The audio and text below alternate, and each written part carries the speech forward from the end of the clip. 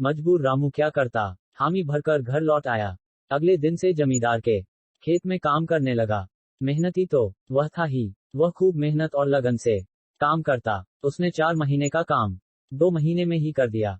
यह देख जमींदार बहुत खुश हुआ, लेकिन इसके मन में मक्कारी जाग उठी।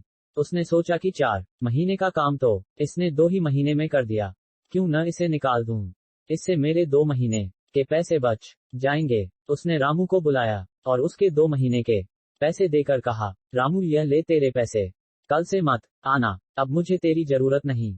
ये सुनकर रामू परेशान हो गया। बड़ी मुश्किल से उसका घर चल रहा था, अब अपने परिवार का भरण पोषण कैसे करेगा। वह जमींदार के सुनी और उसे काम से निकाल दिया। रामू आंखों में आंसू लेकर घर लौटा। चिंता से रात भर उसे नींद नहीं आई। सुबह उठकर उसने फैसला किया कि वह फिर से जमींदार के पास जाएगा और उससे विनती करेगा कि उसे वापस काम। वह जमींदार के घर के सामने जाकर बैठ गया। सुबह उठकर जाट जमींदार अपने घर से बाहर निकला तो रामू को घर के सामने बैठा हुआ देखा। उसने रामू से पूछा, क्या हुआ रामू, क्यों आया है। रामू जमींदार की पैरों पर गिर पड़ा और गिड़गिड़ाते हुए बोला, मुझ पर दया कीजिए मालिक, मुझे काम पर रख लीजिए, मेरा परिवार भूखा मर जाएगा। जमींदार ने उसकी एक न सुनी और उसे धक्के मार के वहां से निकाल दिया। रामू उस समय तो वहां से चला गया, लेकिन अगली सुबह फिर सेठ के घर के सामने जाकर बैठ गया। जमींदार ने उसे फिर बुरा भला कहकर भगा दिया। अब से रोज यही क्रम चलने लगा। रामू अंततः किसान ने सोच क्यों ना पास के जंगल से किसी जानवर को लाकर खेत में काम करवा लूं, उसको कुछ देना भी नहीं पड़ेगा और खेत में काम भी हो जाएगा। किसान जंगल में गया, उसको एक भालू मिला। किसान ने भालू से कहा कि तुम मेरे खेत में काम करो, तुम्हें भर पेट खाना दूंगा। इस पर भालू ने कहा कि मैं तुम्हारे खेत में काम करूंगा, लेकिन मुझे आधी फसल देनी पड़ेगी। किसान बहुत बेईमान और लालची था। उसने भालू से कहा कि ठीक है, जो भी फसल होगी उसके ऊपर का हिस्सा तुम ले लेना और जड़े मैं रख लूंगा। इस पर भालू तैयार हो गया और किसान के खेत में काम करने लगा।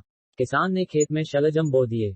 भालू ने दिन रात मेहनत की। गांव के सभी लोग भालू की मेहनत को देखकर आश्चर्यचकित थे। भालू की मेहनत के कारण इस बार फसल बहुत अच्छा हुआ। अब फसल काटने का समय आ गया था। किसान ने भालू से कहा कि ऊपर की सारी फसल तुम ले जाओ, और किसान ने सारे शलजम ले लिए।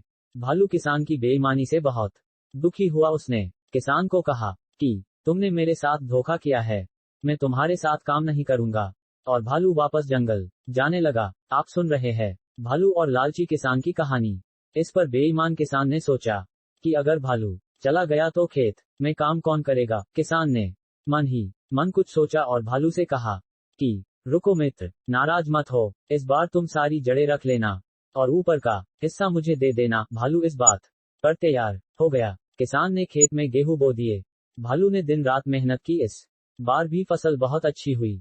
अब फसल काटने का समय आ गया था। किसान ने भालू से कहा कि सारी जड़ें तुम ले जाओ, और किसान ने सारे गेहूं ले लिए। भालू किसान की बेईमानी से बहुत दुखी हुआ। उसने किसान को कहा कि तुमने मेरे साथ जानबूझकर 2 बार धोखा किया है, मैं तुम्हारे साथ काम नहीं करूंगा। और भालू वापस जंगल चला गया। गांव के लोगों ने भालू की मेहनत को देखा था, इस कारण गांव के दूसरे किसानों ने भालू को अपने साथ रख लिया और भालू को उसकी मेहनत का पूरा हिस्सा देते थे। अब भालू बहुत खुश था। आप सुन रहे हैं भालू और लालची किसान की कहानी।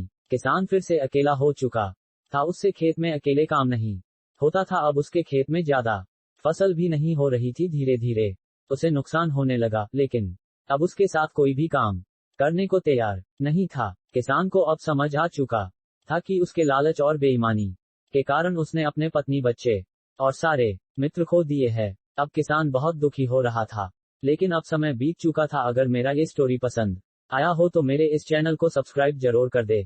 शिक्षा, लालच बुरी बला है। लालच के कारण सभी संबंध टूट जाते हैं और मेहनती लोगों के पास काम की कोई कमी नहीं होती है।